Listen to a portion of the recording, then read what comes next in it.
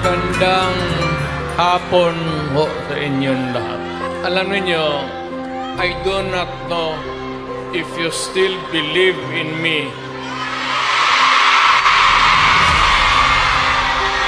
Nakatingin ako sa inyo, dapat magkita-kita tayo doon sa ating bayan. Kaya lang sa sitwasyon natin ngayon, kailangan talaga punta tayo sa ibang bayan maghanap buhay.